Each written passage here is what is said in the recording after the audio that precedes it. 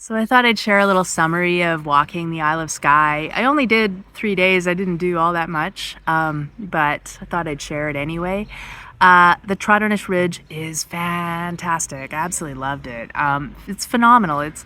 I all the video that I uploaded, it just doesn't do it justice. There's something about it that when you see it with the naked eye, and that it's just so immense. And I think you need that depth perception to really get a feel for just the distances involved. And I'm so glad that I had that wonderful weather window that I did, because yeah, just what I saw it just made it worth it. And I think technically it's not that difficult to trail. Definitely some very steep ups and downs, but it's doable. And the bogs are very, very slow going. You kind of have to pick your way through, watch each individual footstep becomes important.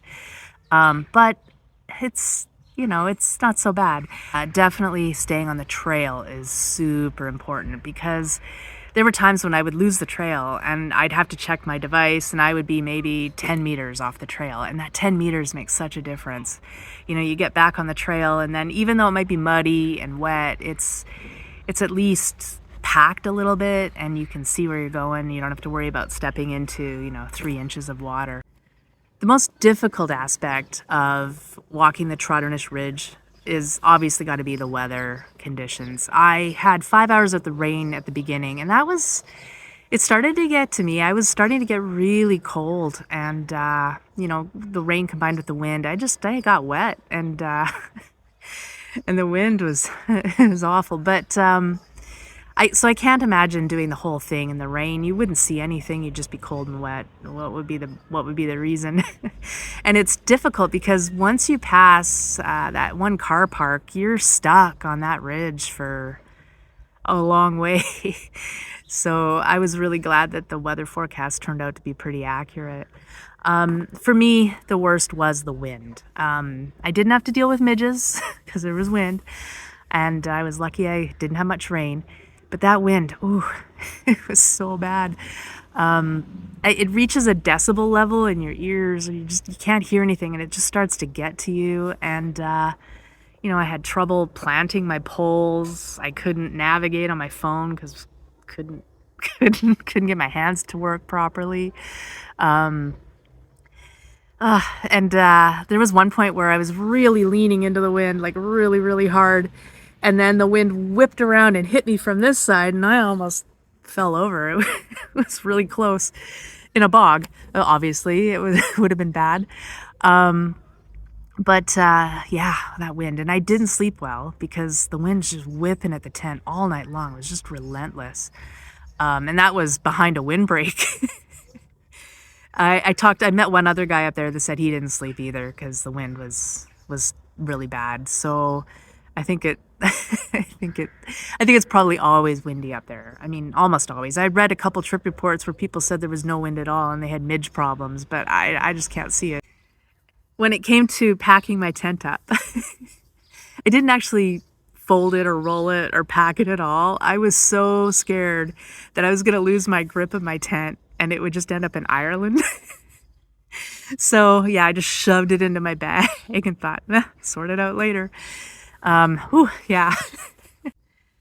And I should add, I really hate wind. I really do. I mean, for some people, maybe it's just not that big a deal, but I hate the wind so much. I don't like having the windows rolled down in my car when I'm driving. I took up skydiving like many, many years ago, and I had to quit because it was just too windy. So when it comes to the wind, maybe I'm not the right person to ask. So I only stayed the one night up on the ridge. I just couldn't handle the wind, and I made my second day a long one so that I could get down. Once you get to the store, which is like a big mountain with some really cool rock formations, you can hike a pretty easy trail down to the parking lot, although it's a long trail. I mean, it's no joke. It took a long time to get down. So all those day trippers that hiked up there and back, that's a pretty significant day trip. But yeah, I got down to the parking lot, and that's when I realized I had nowhere to stay that night. So ended up camping on the beach under the store dam.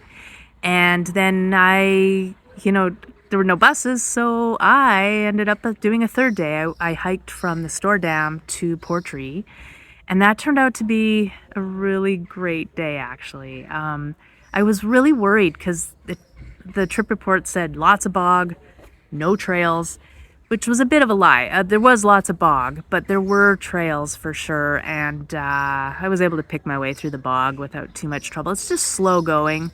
Once I got past the boggiest bits, though, it was really easy, and the wind was significantly less than it was on Trotternish Ridge, and the views were just still spectacular. I mean, you don't see quite as far, you're not up as high, but the views over the water, really nice. Lots of sheep, I saw lots of rabbits. The fish farm from above was really cool to see, and it didn't take that long. And yeah, just great, fantastic day, and it was a nice summary for my 3-day walk.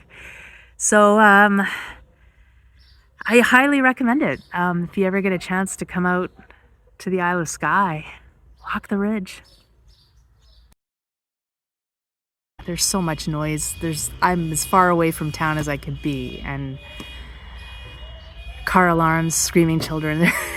I just don't know.